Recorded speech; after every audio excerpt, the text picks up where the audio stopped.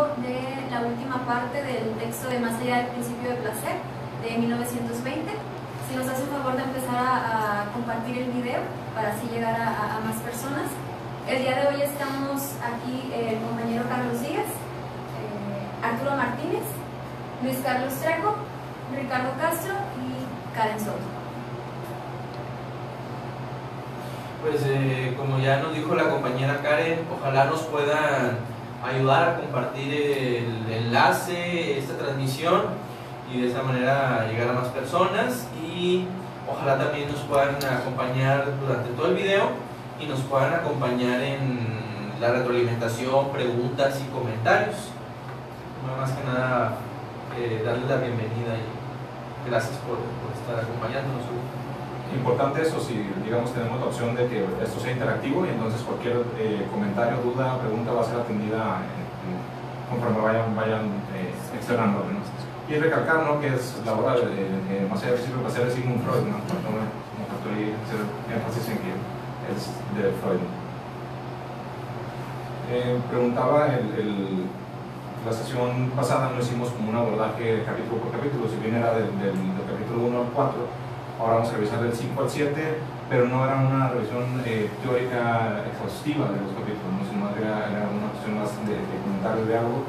Y no sé si quisieran retomar algo que veníamos trabajando o iniciamos con algo diferente de estos tres capítulos. Yo quería señalar que quizás nos faltó abordar un poquito el asunto de lo que es el trauma. Recordemos que Freud es un neurólogo. Entonces él hace un estudio más o menos como detallado de qué es lo que sucede para que una representación quede impresa, ¿no?, a nivel del inconsciente, y cómo es que se genera un trauma a través de esta impresión de un fenómeno que es emocionalmente incontrolable, o sea que tiene una energía tan devastadora para el psique que deja una impresión que viene siendo como una herida, ¿no?, así como que aquí se incendió algo y quedó así como la costrita, ¿no? Entonces, ese trauma, por ahí sí lo hablamos un poquito, pero pasó como detallar más. En algunas personas que no tienen algún problema de neurosis, sino algún problema, digamos, de un trauma más grave, pues tiende a la repetición de las representaciones, porque esta herida, por así decirlo, pues está latente, ¿no? Pero sí tiene que ser un quantum de energía muy importante para que sea así. Normalmente alguien en el día a día pues acumula representaciones, pero no le da la carga emocional necesaria para que quede un fenómeno traumático. Creo que si seguimos esta línea teórica, recomendación, ¿no?, vean la cuestión de cómo se vivencian, que es una cuestión de este término que utiliza mucho Piero Baña. Si pueden leer en algún momento Piero Baña, es esta diferencia de por qué dos personas que vivieron un mismo evento tienen diferentes formas de representarse esos eventos, y por qué en cierto modo en algunas personas sería traumático y en otras no un mismo evento, ¿no? Pero yo también hablo como el diálogo en pensar por qué o cómo las cuestiones o las vivencias que tenemos en un momento histórico dado terminan o pueden ser potencialmente traumáticas. Es decir, si tiene que ver con un sistema socioeconómico en el que vivimos, que vamos a estar como viviendo ciertas cosas inherentes a ese sistema y que en cierto modo van a estar causando tal vez, pudiéramos pensarlo como un trauma psíquico por sí mismo, por digamos, todas las cuestiones culturales, históricas y momentos específicos. Y también, bueno, la tendencia que lo vemos también en pacientes en la repetición es tratar de elaborar ese trauma, ¿no? Pero no tiene como la sofisticación del aparato psíquico para poder darle una interpretación distinta al trauma, ¿no? Ahí tiene que ver mucho el trabajo de la interpretación del analista para pues, darle otro sentido a ese trauma, ¿no? Digamos, esa carga emocional está, pero darle otro sentido con el cual el paciente pueda convivir respecto al trauma, porque ese trauma pues, va a seguir ahí, y es una herida marcada. Que tal vez generalizando, y mucho, ¿verdad?, porque tenemos que ver caso por caso y tenemos que hacer un análisis de, obviamente estás hablando de una cuestión clínica que es paciente por paciente, podríamos ver cómo también qué manifestaciones culturales sintomáticas en los individuos están siendo por parte también de, como vengo recalcando, ¿no?, la misma situación histórica, social, cultural, socioeconómica en la que estamos viviendo. Yo creo que Trejo se refiere como a esta cuestión como metapsicológica del trauma, ¿verdad? En sí como algo, que el trauma del nacimiento es algo que queda como huella traumática. Lacan va a llamar a eso la prematuración, o sea, nacemos prematuros, nacemos demasiado jóvenes, y eso representa un esfuerzo psíquico muy gigante del bebé para adaptarse a la realidad. Y la cuestión ya del trauma, como Ricardo lo aborda desde un sentido social y económico, cómo se puede reforzar la cuestión crítica de cómo tolero esta realidad y cómo sigue siendo traumática y difícil de metabolizar pues, la existencia misma. Si el trauma es nacer, ¿no? Como decía Otto Rank, el trauma del nacimiento, uno nace, ¿no? Y va a estar en un contexto, literalmente va a vivir en ciertas condiciones, y eso va a ser como un recrudecer tal vez ese trauma, ¿no? Difícil de metabolizar, como decía. Además, bueno, cuando el trauma, siguiendo esta línea metapsicológica, si el trauma viene, bueno, con la carga, o sea, emocional viene de adentro, es más difícil para el aparato psíquico poder menguarlo. Sí, tiene como capacidad como para poder sostener ciertas cosas que vienen desde el exterior, pero está como a la merced a nivel interno de todas estas representaciones que le afectan o le atañen, ¿no? Eso también, ya entrando ya a lo que es el capítulo 5, menciona esa parte, ¿no? De la dificultad que tiene el aparato psíquico desde lo que viene de adentro, ¿no? A diferencia ya de algo en el exterior. Fíjate que será un diálogo, un buen debate, ¿no? También cómo todo eso, que esa diferenciación que hace Freud en ese capítulo, ¿no? De que hay cuestiones que vienen sí exteriores y que en cierto modo se viven como de manera ya sea angustiante o pueden ser traumáticas y demás. Y también dice, bueno, hay una cuestión interna, no meramente externa, en donde también desde adentro vienen cuestiones que son angustiantes para la persona, o que son traumáticas, o que son dolorosas, o que generan cierto temor o peligro. También pensar, ¿no? Desde que el ser humano es cultural, qué tan natural es ese interior, ¿no? Obviamente viene de órganos, obviamente estamos hablando de una cuestión biológica, pero qué tanto estará condicionado también al ser un ser humano cultural, social, tal cual, no vivir en la naturaleza instintiva realmente, ¿no? Sí, que al final del día son como dos formas de abordaje distintas, pero que no están peleadas una con la otra, ¿no? Que las dos se pueden no sé, como interpretar o se pueden abordar, ¿no? La postura de Trejo y la postura de Ricardo, que es como más social, ¿no? Como más cultural pensar el trauma. Es un punto ontológico, ¿no? Cómo se concibe el ser, y es muy importante a partir de qué filosofía ontológica se está leyendo el texto. Sí, como pensar el origen, que creo que también en cierto modo Freud tenía como esa preocupación de saber dónde viene la humanidad, por así decirlo, no como especie, ¿no? Sino más bien en la construcción psíquica del sujeto, de dónde venimos, dónde surge esta humanidad, por llamarla así. Entonces creo que esas eran las inquietudes también cuando empieza a postularar la pulsión de muerte, cuando empieza a hacer también esta reformulación de su teoría de las pulsiones, de donde va a poner las pulsiones yoicas, donde va a poner las pulsiones sexuales dentro de la misma, ¿no? De que viene siendo la pulsión de vida eros o la pulsión de muerte, ¿no? Y creo que la pulsión de muerte estaría, si bien tendríamos que abordarla, tal vez, de dónde surge la pulsión de muerte en un sentido interpretativo de si es de la realidad exterior que vivimos o es realmente inherente al ser humano a tener una pulsión de muerte. Y es donde vienen las otras posturas que hablan de la construcción social, ¿no? Como lo mencionabas, como algo angustiante desde fuera, pero que se construye socialmente, socialmente, propiamente dicho, y cómo compaginarlo o cómo entenderlo a través de leer más allá del principio del placer, cómo lo podría el lector interpretar y concebir. Sí, parece que estamos peleando Trejo y yo por cuestiones teóricas, no estamos peleando, estamos de acuerdo. No, y aparte que algo que buscamos caracterizarnos es el poder ser dialécticos. O sea, no estamos diciendo que es una mera cuestión metabolizante del trauma y tampoco meramente algo que viene desde afuera. Yo creo que Trejo en la sesión anterior dijo algo muy importante y no le dimos hilo, como ustedes ahorita dicen que hay que abrir hilo sobre tales cosas. Dijo que este texto viene también precedido de la Primera Guerra Mundial. y esta carta insustancial entre Freud y Einstein sobre la agresión humana, porque la guerra se llama este intercambio de cartas insustanciales, genios los dos, Freud y Einstein, pero digamos hasta cierta manera brutos para interpretar mucho más completo la completa realidad histórica de lo que es la agresión.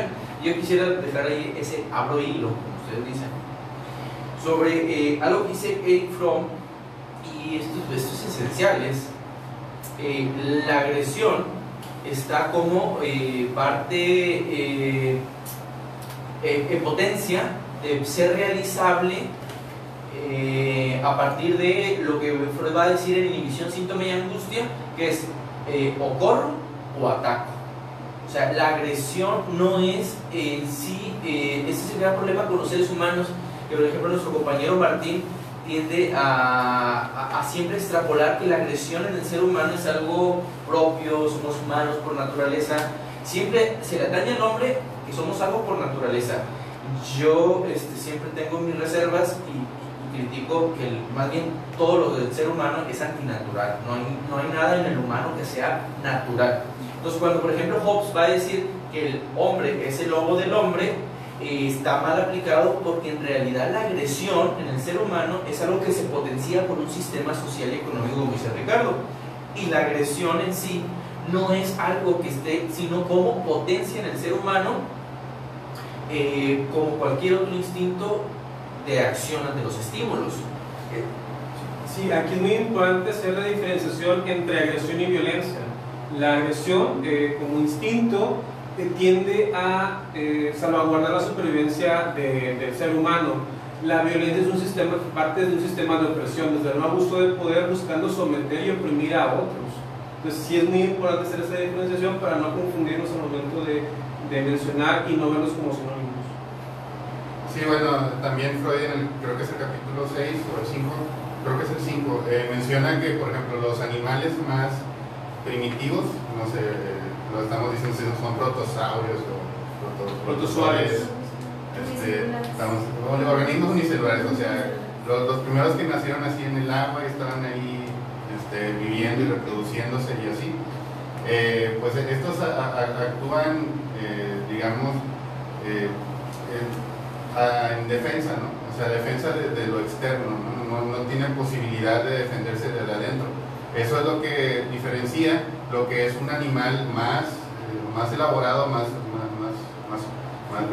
complejo, que son los seres humanos o los mamíferos grandes, que desde adentro ya razonamos respecto a nuestro actuar y no actuamos solamente por instinto. O sea, no es como que, bueno, yo como ser humano me puedo agredir a mí mismo si así lo pienso, puedo agredir al otro si así lo pienso.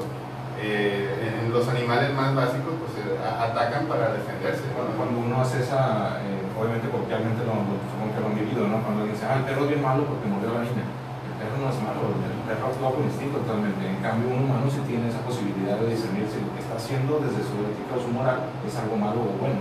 Es la diferenciación entre la violencia y la agresión. Un perro puede ser agresivo pero no violento.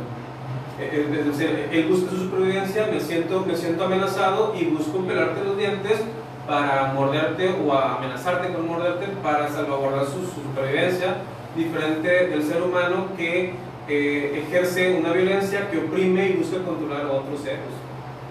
Sí. Desde que los seres humanos estamos atravesados por la cultura, pues ya no somos natura. Entonces, los animales tienen instintos y nosotros tenemos pulsiones, ¿no? Que son dos cosas muy diferentes.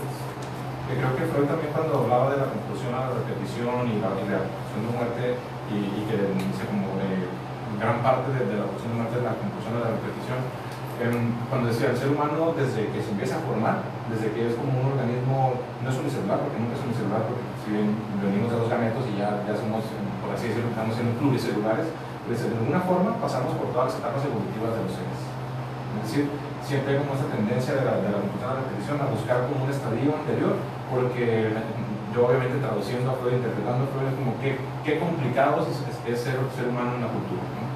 Sí, estamos muy atravesados por las cuestiones culturales, ¿no?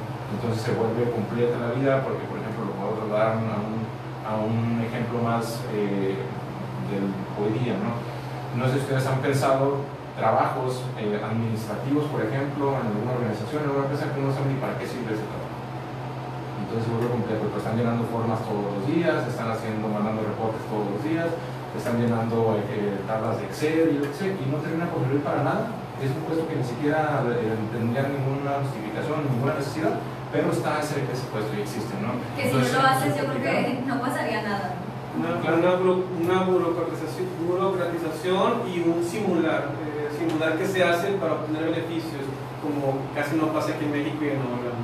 Y como para tener también esta parte, ya metieron otras cuestiones que tienen que ver, hay trabajo para las personas, pero está controlada en un trabajo con un horario específico de 9 horas, que llenando reportes, quién sabe para qué, pero 9 horas tiene que estarlo haciendo, y si no lo hace, tiene una reprimenda, si no termina, tiene que acabar después de las horas de salida y demás, donde creo que más como una importancia de ese trabajo, tal cual. Creo que me estoy aludiendo un poco al envío que tuviste por el día de trabajo, en donde pues esos trabajos realmente para la humanidad, ¿a qué servirían? ¿A qué intereses mejores deberíamos pensar? ¿A qué está sirviendo? ¿Para qué está sirviendo? Para tener a una persona ocupada 9 horas y no va a estar pensando. Es que es eso, el servicio es una acción que se genera para otros, para otras. En la burocratización termina a no ser un servicio, termina sirviendo a lo mejor hay un amo o un patrón para obtener, quiero simular que se hace esto, pero al final de cuentas no se termina sirviendo pues a nadie. Sí, termina siendo un mecanismo de control. Me perdí un poco. Este ejemplo del trabajo, ¿de cuánto lo ligaste? Vaya, lo ligaba en el sentido de como esa preocupación que yo notaba en Freud de el ser humano es muy complicado, ¿no? Porque estamos preguntando de si el ser humano es agresivo con la naturaleza o no, violento con la naturaleza o no. Entonces donde Freud dice, bueno, pareciera que esta conclusión de la reflexión es como una tendencia a querer volver a algo menos complejo, menos complicado de lo que somos ahora culturalmente. Entonces con este ejemplo, ¿no? De que, bueno, entonces si nos preguntamos, el ser humano es tan complejo, entre comillas, porque no entiende la realidad cultural en la que vive. Otro ejemplo que mismo Freud da también en el texto es, por ejemplo, los niños, ¿no? Que quieren ver la misma película 10 veces seguidas, que les leas el mismo cuento las 10 veces seguidas, y es como esta parte también de la función de la reflexión, saber qué va a pasar, saber cómo acaba el cuento, cómo acaba la película. Bueno, como una parte también de sentirse seguro, ¿no? Entender esas emociones emocionales internas y hacia el peligro exterior, ¿no? Mejor repito lo que ya conozco, como sea bueno, sea malo, lo estoy repitiendo, ¿no? Que no sea provechoso. Claro. Como algo pendiente a elaborar. A mí los cuentos, ahorita que está leyendo el de los psicoanálisis de los cuentos de hadas. Lo pendiente a elaborar. Bueno, en base a esto, esta es una muy buena interpretación, también interesante, me gustó volver a algo menos complejo. Justamente la vida es compleja, justamente la vida viene a complicar el estado inorgánico de la materia y en la manifestación del ser humano tenemos justamente todas las muestras, todas las evidencias, lo que vimos en la sesión pasada, de volver a la muerte, reexperimentar el trauma. Y yo por eso voy a decir en una de mis máximas, que tengo una, digamos, carrera pendiente con ese tema, que me interesa mucho, lo de la pulsión de vida y la pulsión de muerte, que en el capitalismo tenemos una pulsión de vida tergiversada por la pulsión de muerte, y que en los sistemas socialistas tenemos una pulsión de muerte tergiversada por la pulsión de vida, que es justamente lo que le podemos criticar a los modelos socialistas. Pero es esto, o sea, el capitalismo busca tener vida siempre, goce. O hace rato nos contaba Martín una anécdota interesante, que Google tiene, estoy tomando la información a Martín, tiene 30% de sus acciones o de su dinero invertido en que el ser humano duplique su esperanza de vida.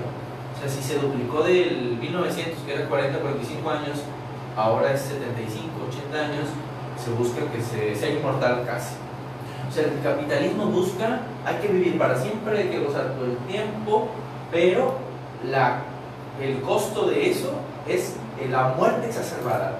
O sea, tú no puedes luchar contra la muerte y evitarla y negarla y no tener consecuencias. Pero va una cosa con la otra, ¿no? Ahora estaba pensando anoche que qué es lo que pasa ahora con la cuarentena, ¿no? O sea, sí se están muriendo en el país tantos miles de personas, ¿no?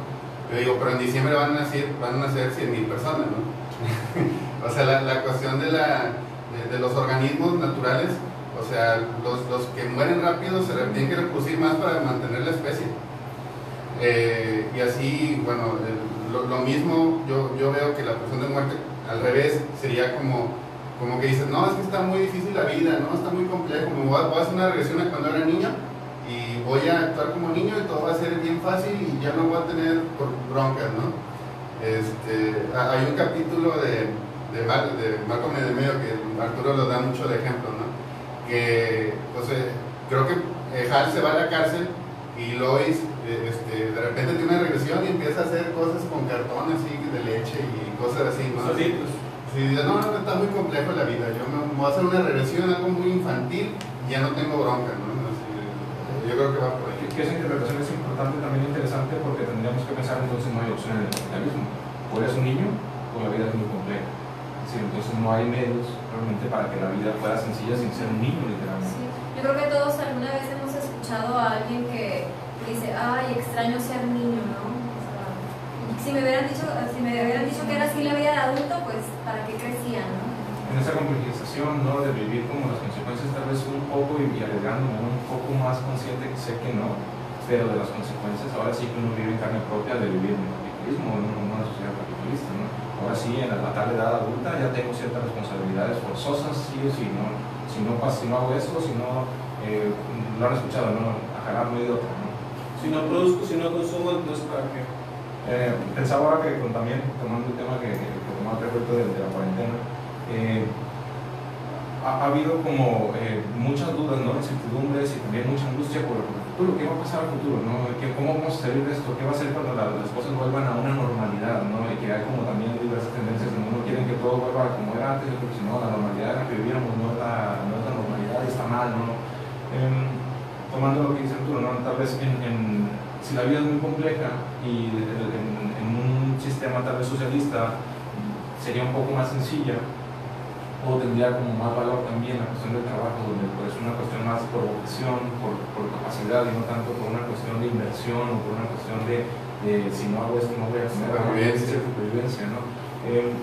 Veía hace unos días, ¿no?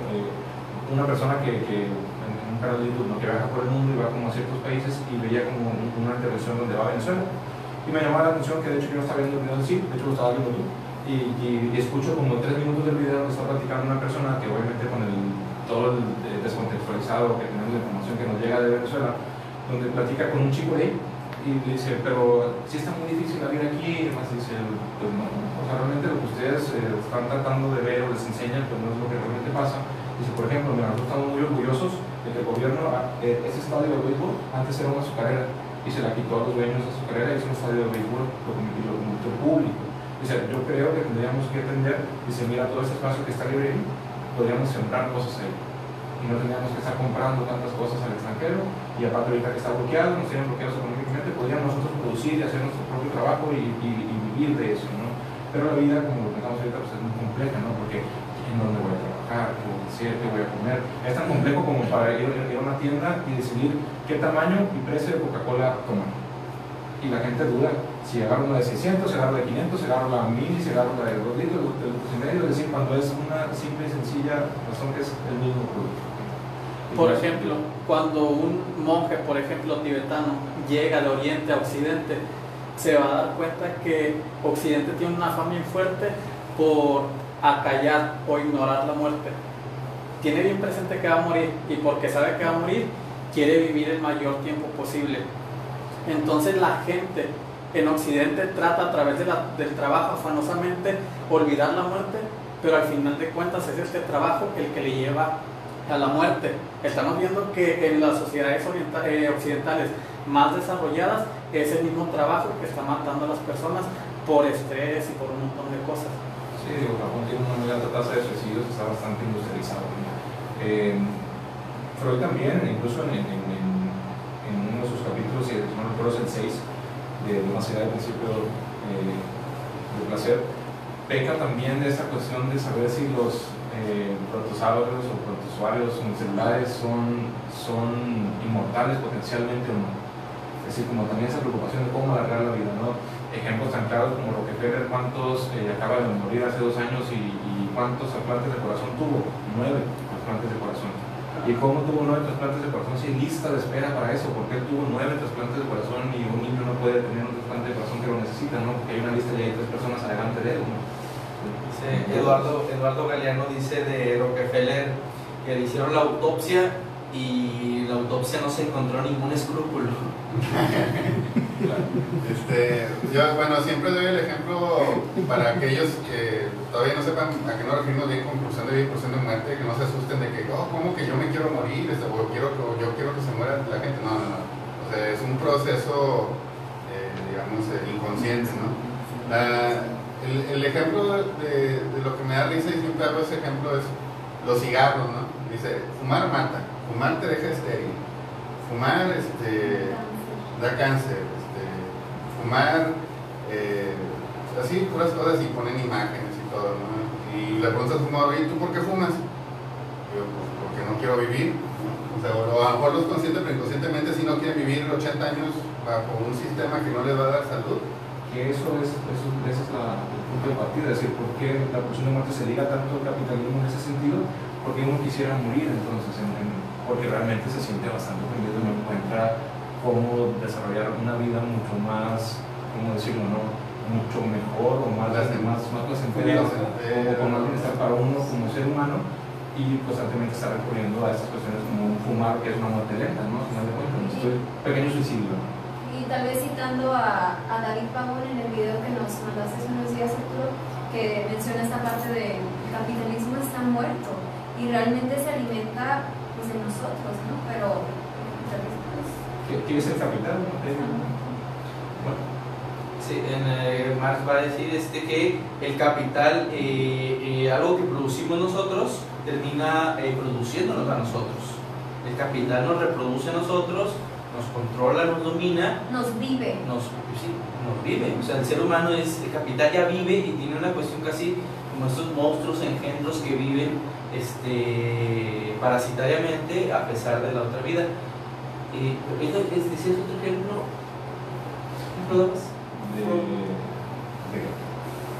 Es que un ejemplo. Como de la vida práctica, ¿no? Eric Fromm habla algo, yo creo que retoma Marx, pero que le da otro sentido, le da como el sentido opuesto y dice que el ser humano ha muerto y lo único que ha producido es productores y consumidores, ¿no? Pero yo creo que va en el sentido de la palabra mortificar, ¿no? Como que estás muriendo, lo que mencionaba Karen, que estás muriendo constantemente porque ni siquiera lo disfrutas, estás viviendo, pero no una calidad de bienestar que mencionaba Ricardo, sino como mortificado. Entonces estoy muerto en vida, que es la misma la propuesta o es la marcha de los godos, ¿no? Estoy muerto en vida por el capital, ¿no? Que es como se manifiestan ellos. Clínicamente uno lo puede vivenciar, o bueno, en mi caso particular me ha tratado de vivenciar, donde el paciente por una interpretación o por algo que él llega a saber, o él mismo puede elaborar, dice, pues es como si tantos años de mi vida no hubiera vivido y no me había dado cuenta. Es que realmente es como estar muerto, mortificado. ¿Sí? Quiero hacer esta preparación y que es importante, donde si el capital nos vive, el capital también es una cuestión inconsciente, pero el inconsciente también nos vive, entonces hay que ver que tanto de esa cuestión cultural está inconsciente y tenemos que ser conscientes. En ese sentido, Freud y Marx son gemelos, y justo se me pasó decir el evento del viernes, que cumplen años el 5 y el 6 de mayo, son casi algo ahí de 11:59 de místico. A las 12:01, ¿no? Separados al nacer. Sí, porque Freud va a definir el inconsciente en la conferencia 16 como un saber que no se sabe que se sabe. Se atribuye la frase de Lacan, pero es freudiana. Y Marx va a decir en el Capital que el capitalista hace lo que hace y no sabe por qué lo hace, ¿sí? Y que es esta tendencia a morir. Y pensándolo también, obviamente, si el capitalista no sabe lo que hace, también es una tendencia a matar. Y lo que estamos hablando ahora sí de la versión tal vez natural, pero no innata. Esta cuestión de controlar, matar, una cuestión de poder. Me recuerda mucho esto que mencionaba, me estoy saliendo un poquito del tema, de este video de Pearl Jam, ¿no? The Evolution, que habla acerca, va muy bien en la línea de esto, ¿no? Desde los protozoarios, cómo se va alimentando, pero es una crítica al machismo como un sistema de poder, pero ahí también menciona el capitalismo y otros sistemas de opresión como la religión, entre otros, ¿no? Y al final de cuentas termina en esto, en muerte, ¿no? Y de hecho es la protagonista del video es una mujer que representa la muerte.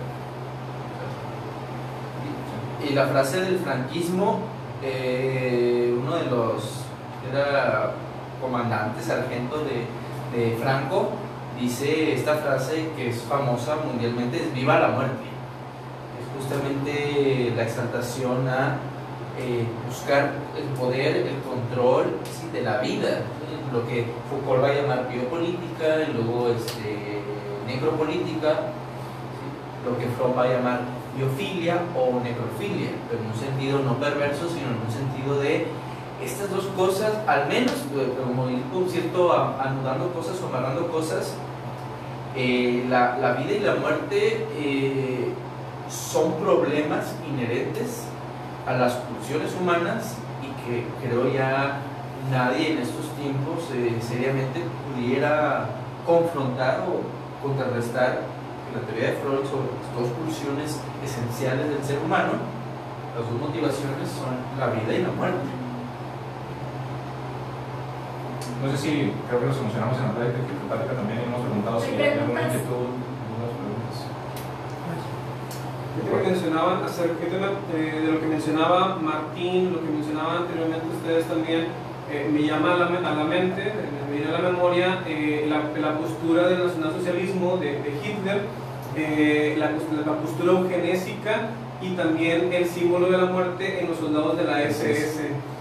Entonces, como que bueno, busco que ciertos vivan con mejores condiciones, pero a costillas de oprimir a estos muchos otras, y pues generando la muerte. Entonces, obtengo poder, vivo con bienestar, lo mismo que el capitalismo. La máxima capitalismo. Sí, de hecho, el coronavirus es un poco así, ¿no? O sea, a quien afecta es más a las personas que están enfermas y grandes de edad, ¿no?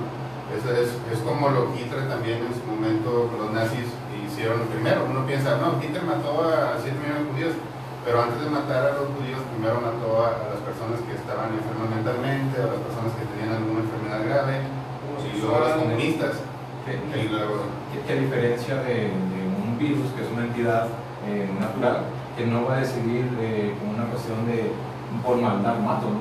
Que Hitler sí lo podemos, ahora sí le podemos atribuir una cuestión consciente, humana, cultural, donde él está decidiendo a quién matar, no en esa cuestión eficiencista, ¿no? Que esa es la diferenciación que creo que hemos tratado de hacer todo uno entre lo que es natural y lo que no es natural. Y es que se genera una narrativa. Cuando alguien genera una narrativa puede justificar todo. Es decir, ¿por qué los judíos? ¿Por qué los homosexuales? ¿Por qué los socialistas deben de morir? Porque no están en base a esto. Y desde una narrativa se controla las masas, desde una narrativa te inyecto esa forma de pensar. De repente no sabes si ya la compraste y ya la traes ahí y la reproduces, ¿no? El control de masas para que se genere, para que vayan controlando masivamente. Que por eso es muy importante la cuestión de la conciencia de clase, es decir, porque las personas, tal vez muchos de nosotros en muchos momentos nos asumimos como capitalistas, en el sentido de que vivo dentro de un sistema capitalista y soy capitalista, cuando no es cierto. Es decir, no, por más que vives en un sistema capitalista y apoyes al sistema capitalista, no eres capitalista. Víctimas de lo que mencionabas antes del video, somos víctimas del capitalismo. No sabemos. ¿Puedo leer algo? Para ver si lo comentan. Dice Yuval Noah Harari en su libro Homo Deus: la Declaración Universal de los Derechos Humanos, adoptada por las Naciones Unidas después de la Segunda Guerra Mundial, afirma categóricamente que el derecho a la vida es el valor más fundamental de la humanidad. Puesto que la muerte viola a todas luces este derecho, la muerte es un crimen contra la humanidad y deberíamos declararle la guerra total. Y es esta empresa que está realizando Google, donde el 30% de sus acciones lo están determinando para esta labor que quieren llegar a la inmortalidad. Primero tienen como meta próxima doblar el estimado de vida de 70 a 150 años. Después quieren llegar a 500 años y después a que cada 10 años te vayan haciendo los cambios técnicos, ellos le llaman. Entonces dicen que la muerte es un problema técnico que se puede solucionar a través de nanotecnología y de muchas otras empresas más. Entonces, ¿qué piensan de este afán occidental de querer negar esta realidad que es la muerte? ¿Para quiénes? La ONU menciona esto como un crimen, pero entonces ¿por qué los presidentes de las principales potencias mundiales nos traen a la cárcel? Cuando son genocidas en potencia, si tengo una falta de recursos, voy a una guerra para apropiarme de los recursos, y la gente que no tiene dinero y la gente que muere de hambre, ¿por qué quienes generan bloqueos económicos no están en la cárcel? Hay un doble discurso de la ONU. Entonces es donde viene la cuestión de clases, ¿no? La diferenciación de clases. Hacer un crimen para quien tiene un capital, quien es de esta clase, quien tiene sus características físicas, etcétera, pero no para los que para la gente pobre, para la gente indígena, para la gente que se rehúsa, se resiste al sistema global. Entonces, ¿por qué para ellos no es un crimen? O quizás sería muy conveniente para el sistema económico capitalista que los esclavos, los trabajadores o los obreros vivan más tiempo para que la máquina siga funcionando, ¿no? Eso pensaba La también. jubilación a los 100 años, ¿no? Sigue trabajando. Dice Martín, si se está tratando de doblar la edad, ¿no? Promedio, si es de 70, que llegue a 150, en lugar de preocuparse por eso y no pensar en por qué no hacemos que lo que vivan las personas o lo que vivimos como seres humanos sea más placentero, o sea de mayor bienestar, ¿no? Si sean 50, 60, 70, 80, que sean de realmente bienestar y no tanto como un vivir por vivir más, ¿no? Que todos tengan la misma calidad de vida. Que es lo que buscan las izquierdas, pero se le critica desde el capitalismo porque como todo va a tener lo mismo. Como esta persona que para mí, para mi sistema no tiene derechos, ahora tiene derechos. Como esta persona que es indígena, que es negro, que es obrero, va a vivir tanto o va a tener esos temas de bienestar. Bueno, que viva así para que me trabaje, para que me produzca, pero no que tenga bienestar. O lo que les produce más repulsión es cómo va a vivir igual que yo, mi trabajador. Eso es bien fatal. Eso también es una mala interpretación capitalista de lo que es el comunismo, a final de cuentas, ¿no? Donde se piensa que va a haber una revolución literal de supongamos, ¿no? 7.30 pesos por hora para todos y todos sin pago, ¿no? Porque en el punto no es tal cual es máximo. No. Por eso el Che Guevara va a definir el capitalismo como el genocida más respetado del mundo. Realmente quien mata y donde se ve reflejada la pulsión de muerte, por eso insisto en esta definición, que el capitalismo quiere insistir en una vida exacerbada. Germán nos compartió un meme sobre el goce. Justamente el goce es lo que nos lleva a la muerte, y el goce estructurado en el sistema capitalista es justo eso, buscar el placer, pero en la muerte. Es decir, entregarme mi vida, mi cuerpo, mi espíritu, mis brazos, mi energía a este sistema, y ahí muero gozando. O sea, esta cuestión implicada del placer y el dolor, justamente Freud termina el capítulo 7 con esta pregunta del masoquismo originario, que es muy importante para los psicoanalistas definirnos en una cuestión no de fe, sino cuestión que vemos en los pacientes, escuchamos en los analizantes, es gozo en el sufrir. La pulsión de muerte provocada por un sistema que propicia, dice Eric Fromm en este libro del derecho, el amor a la vida, dice, si el ser humano tuviera realmente una tendencia natural a la agresión, no se tendrían que hacer campañas ideológicas para frenarlo de que haga guerras, y es al contrario, se le tiene que hacer una campaña ideológica para que se sume a la guerra. Winning you. Winning you. El eslogan gringo Pero Sam, Ajá. sí, es la ideología de hay que hacer guerra, tenemos un enemigo. Igual hay gentes que se incorporan a esta ideología, pero es al contrario, se tiene que convencer al ser humano de que tiene que matar a otros humanos, y no al contrario. Es decir, ¿cómo no hay estados que, oye, no hagamos guerra, oye, no estés peleando? No es cierto, el ser humano no busca pelear, es el sistema social económico que nos empuja a matar. Recuerdo ver una canción, ¿no? Pues, un poco, pero donde dice, la canción trata más o menos así de alguien que va a ir a la guerra porque lo están reclutando para la guerra y sabe que el siguiente día es como ir al campo de batalla, ¿no? Y pone como este diálogo personal del que está preguntando si debería de matar o dejar vivir, y ¿qué debo hacer? ¿No? Y esta cuestión que plantea, ¿no? Se tiene que convencer ideológicamente a las personas para que abrace, por así decirlo, a su patria, como el patriotismo estadounidense, diga defender a su país de quién sabe qué. Y el desertor es lo más penado en la milicia. Alguien que está en el campo de batalla y corre es castigado con la muerte. Alguien que tiene cordura se le castiga con la muerte. Claro.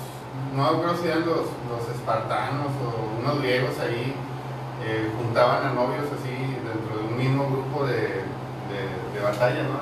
De los mismos atacantes, para que con el amor se puedan defender y puedan atacar al otro, ¿no? Y entre ellos es lo mismo que pasa respecto al narcisismo con las personas nacionalistas que van a la guerra. Buscan la identidad a través de la búsqueda de identidad, es un narcisismo necesario a través de agredir al otro, matar al otro, y así yo vivo más, ¿no? Así yo me siento más grande que los otros, ¿no? Hay una película muy buena de Jake Gyllenhaal que se llama Jarhead, por ahí si no la han visto, vean la búsqueda. Él va a Kuwait y está en la guerra y dice, ¿qué sentido tiene todo esto? ¿No? O sea, no tenemos música como en Vietnam, o sea, ¿qué estoy haciendo aquí? ¿No? En realidad también le vendieron una idea narcisista respecto a lo que es Estados Unidos, que él no se apropia con eso.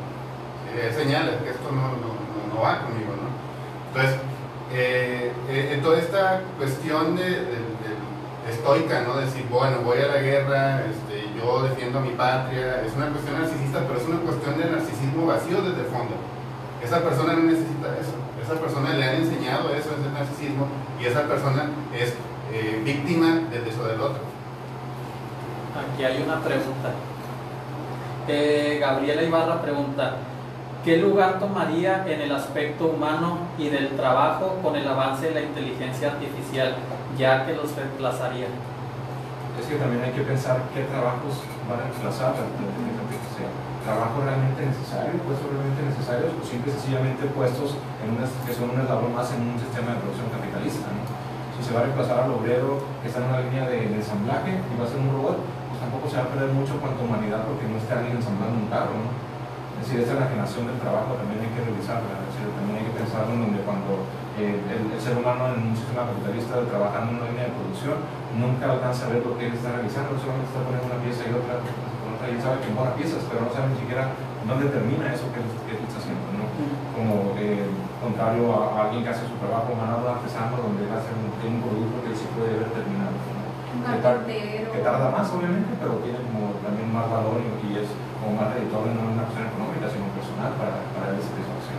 De hecho, el sistema fordista, si no es que ha muerto, está muy pronto a hacerlo. ¿Por qué? Porque su modelo de maquinaria, o sea, y de producción en línea, que era producido por la mano obrera, ha sido actualmente reemplazado por esta maquinaria. Entonces, para la empresa es más provechoso comprar una máquina que haga el trabajo de 100, pero ¿y qué de esos 100? Entonces dice Zygmunt Bauman, bueno, pues esos 100 que quedan como residuos son tirados al basurero de los residuos humanos. Entonces él dice, vemos que las grandes empresas crean una producción y vemos el camión que se dirige hacia las estanterías a poner estos artefactos más novedosos, pero no vemos el otro camión que se dirige con todo el sobrante que se utilizó para esa creación, que se dirige hacia el basurero. Y así nosotros estamos viendo como que lo positivo, o sea, como que lo chido de este sistema que nos hace vivir más cómodos, más tranquilo, pero no estamos viendo las consecuencias.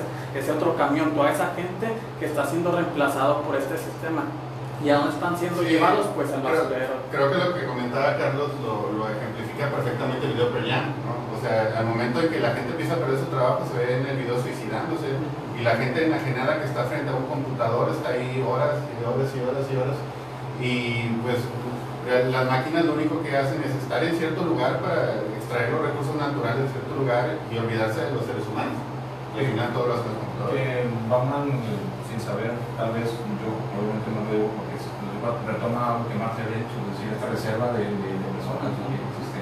Que tendríamos que pensar que tal vez incluso es como una oportunidad de que vengan a reemplazar en una fábrica robots o inteligencia artificial, ¿no? A los humanos, porque si tuvieran conciencia de clase, podríamos crear nuevas formas de Y vida. esa maquinaria sería como que el prototipo de este sistema capitalista, una máquina que no tiene conciencia y que no exige, que no hace una revolución, que no se cansa, que no se le pagan seguros de vida, seguro de salud. La diferencia de cómo se plantea que las mismas condiciones van a ser las que generan la revolución, pues falta la conciencia de clase. Bueno, ya nos metimos en unas muy ludistas. Sí.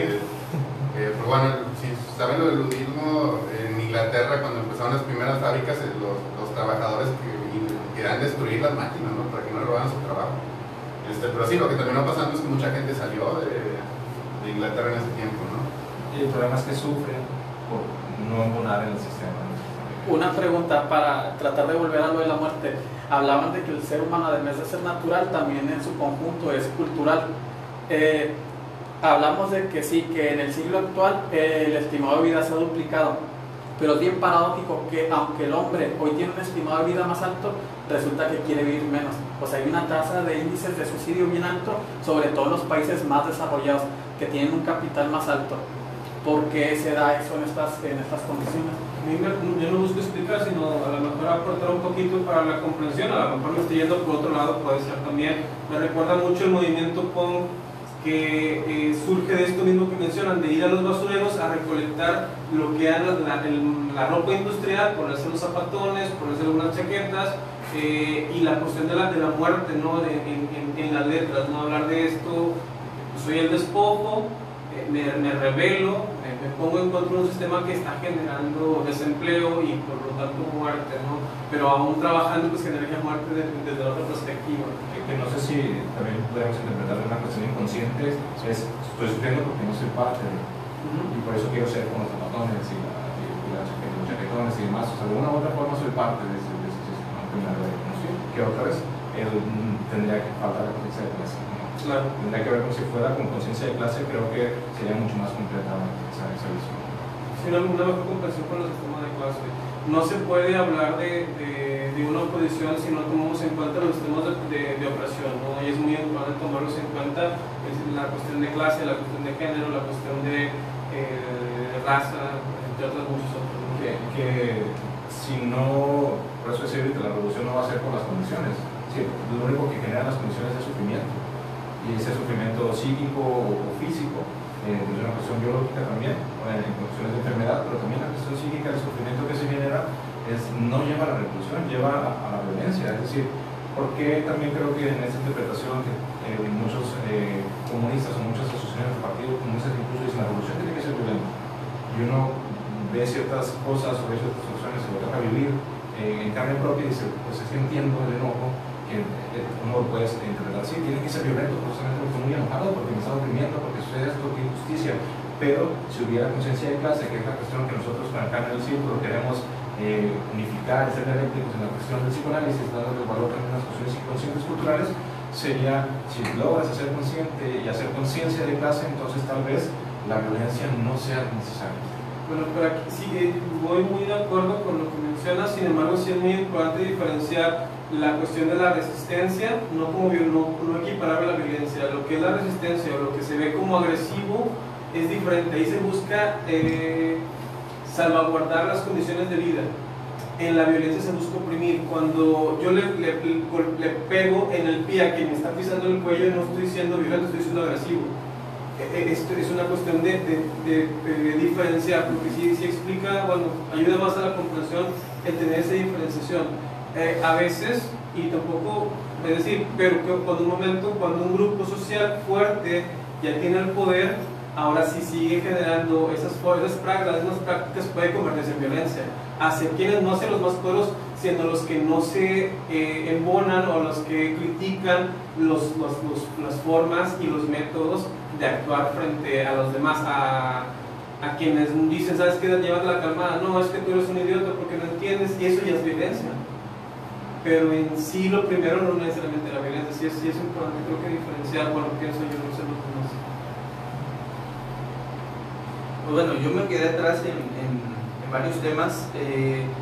Esto es bien importante, creo, subrayarlo, la equilibración, si vamos a poner la palabra, de la vida y la muerte. Yo les daba un ejemplo en un estado de WhatsApp sobre cómo esto se equilibra, y Martín lo dijo, lo de los suicidios. La vida exacerbada está llevando a un cierto equilibrio, y tenemos el caso de Aguascalientes, que es el estado del país con más esperanza de vida, pero es el cuarto lugar en suicidios. Siempre hay algo que tiende a equilibrar. Y luego me quedé atrás en el otro tema, cuando hablaban de inteligencia artificial. Creo que justamente cuando es artificial no puede ser llamado inteligencia, o cuando empieza a ser artificial pues deja de ser inteligencia. Si ven la película de ella, Sistema Operativo, Her, esta proyección de creer que el sistema operativo va a poder crear inteligencia es a la vez el temor y el anhelo del ser humano, el llegar a la muerte, llegar a una vida mortífera, es el mortificado, el estar vivo y muerto a la vez, estar vivo para siempre, estar congelado, etcétera, todas estas fantasías de esta combinación, que por eso yo le recomendaría otra vez leer a Marcuse en Eros y Civilización. Justamente tenemos una lucha entre la vida y la muerte. O sea, este texto de Freud es, por eso es tan crucial. No estamos hablando de términos abstractos y pulsión de vida, pulsión de muerte, sino es plenamente la guerra.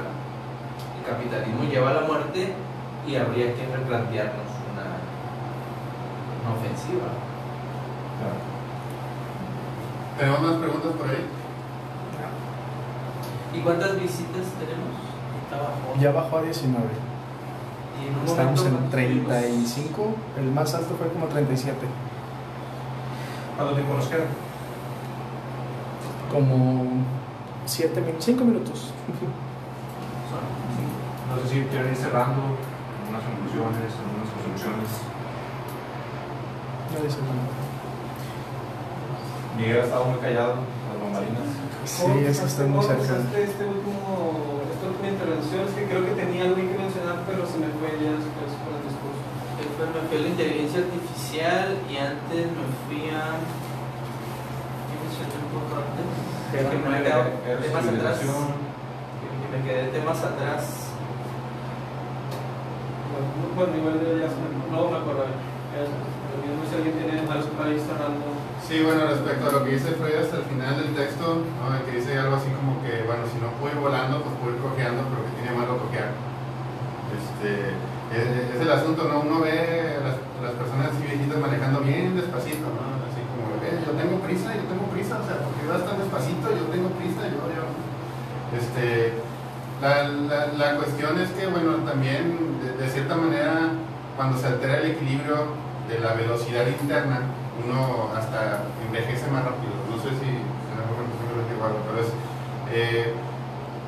la rapidez con la que es la rapidez con la que muere, ¿no? Entonces el equilibrio del que habla aquí Arturo, pues tiene que ver con eso. Uno tiene que, pues, saborear todo lo que es la vida en su momento, ¿no? Si uno piensa demasiado hacia el futuro, hacia el pasado, pues se angustia, ¿no? Entonces tratar como mantener un equilibrio, pues es algo sano, y el capitalismo no lleva a pensar en eso. Y ahorita que lo decías, me hizo pensar como en esa cuestión del equilibrio, ¿no? Que también es una cuestión que el capital mismo o el sistema capitalista jamás te va a dejar tener. Es decir, ve la campaña ahora, ¿no? De quédate en casa, y cuántas veces lo hemos debatido, ¿no? ¿Quién se puede quedar, quién no? ¿Qué significa quedarse? ¿Qué condiciones hay para quedarse? ¿Quién tiene casa y quién no? ¿Quién paga renta y tiene que pagar salir a trabajar para pagar renta? ¿Quién se muere y se queda en casa, no? Por no comer. Claro, sí, es donde acá no va a poder haber un equilibrio realmente en ello, ¿no? Y que creo que esta velocidad también de la que hablaba André ahorita es algo que ha permeado tal vez en las luchas marxistas, en las luchas comunistas o socialistas, el querer que las cosas pasen con rapidez, el querer que la revolución sea mañana, el querer que la revolución ya esté en las condiciones dadas.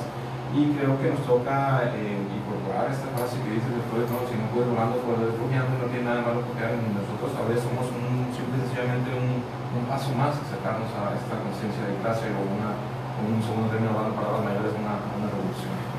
Primeramente, la revolución tendría que estar acá, ¿no?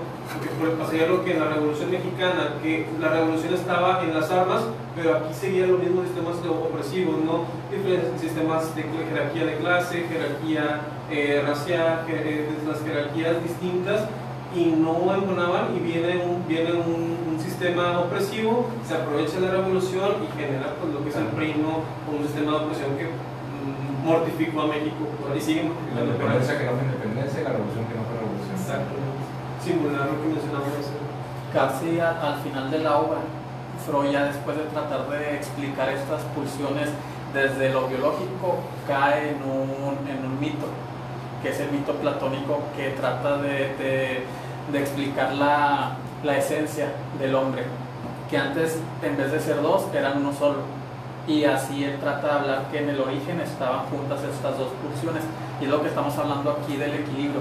Creo que en una sociedad como la que vivimos, ese equilibrio no está dado. Las personas no tienen a veces ni lo necesario para vivir, y a veces son estas situaciones externas a ellos los que también les arrojan a ellos quizás a desear otro fin que no es la vida.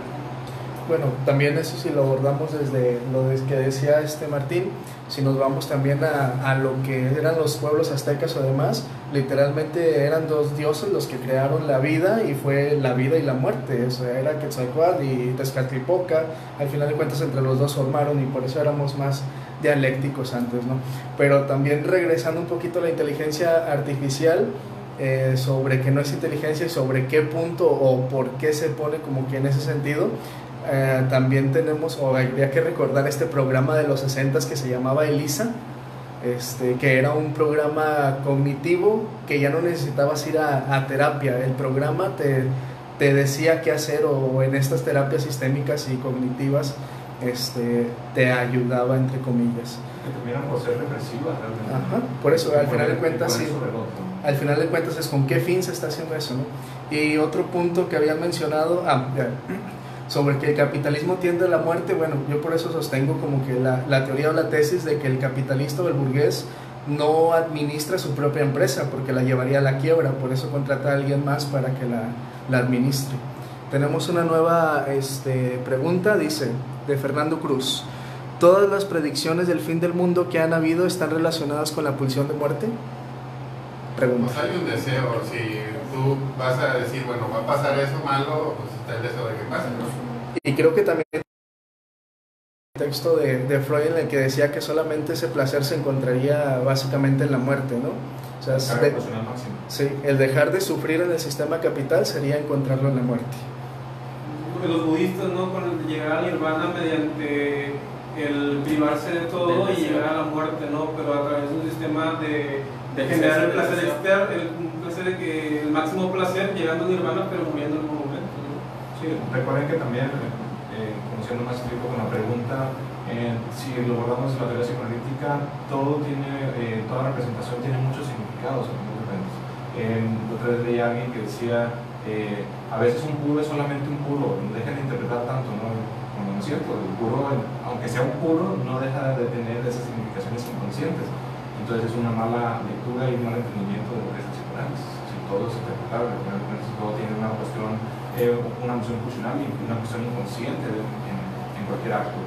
Algo que te mueva a pensar, algo que te mueva a leer algo para creer en eso, para encontrar una meta. Esa frase, yo no sé de dónde la dijo Freud, si realmente la dijo él, pero se la atribuye a él, la de o es un puro, solo es un puro, no sé dónde la dijo, se atribuye que sí la dijo, supongamos que sí. Y si la dijo fue lo más desafinado que pudo haber dicho en toda su vida, ¿verdad?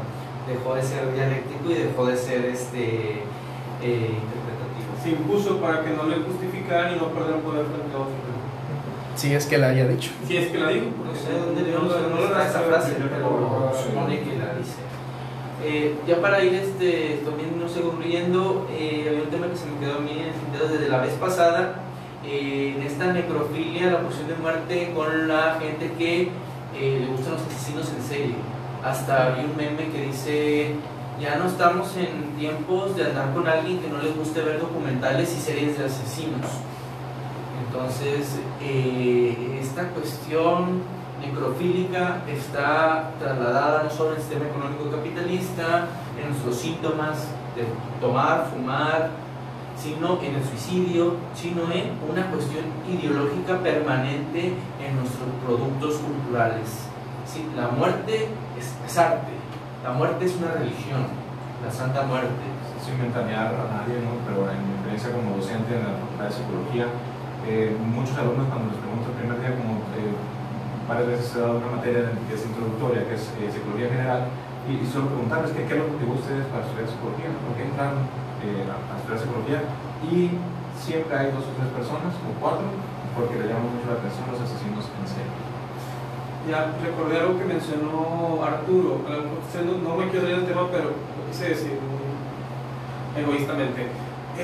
Recuerdo que mencionaste Aguascalientes, pero Aguascalientes es creo que el único estado en el país que tiene un museo de la muerte, y se asocia mucho a lo que mencionaste, ¿no? Que tiene una esperanza de vida, pero una tasa, mencionó Martín, una tasa de suicidio muy alta, pero pues sí tiene un museo muy padre de la muerte, ¿no? Hay que ver también esta relación, ¿no?, que tenemos culturalmente con la muerte. Una cuestión es negarla y otra es realmente elaborarla y aceptarla, ¿no? Que nuevamente lo mencioné la sesión pasada, cuando la entrevista que tuvimos con Páramo, que nos decía Raúl Páramo, ¿por qué en pueblos mayas no hay cáncer? O sea, porque ellos tienen culturalmente una muy buena relación con la muerte.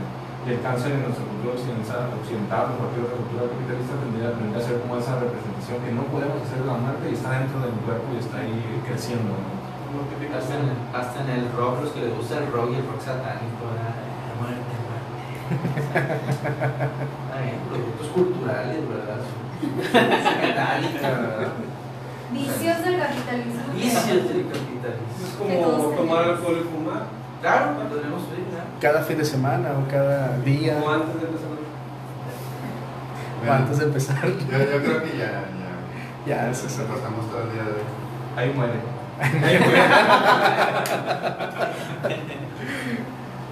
Bueno, gracias por escucharnos y vernos. Dentro de poco esperemos volver a estar por este medio.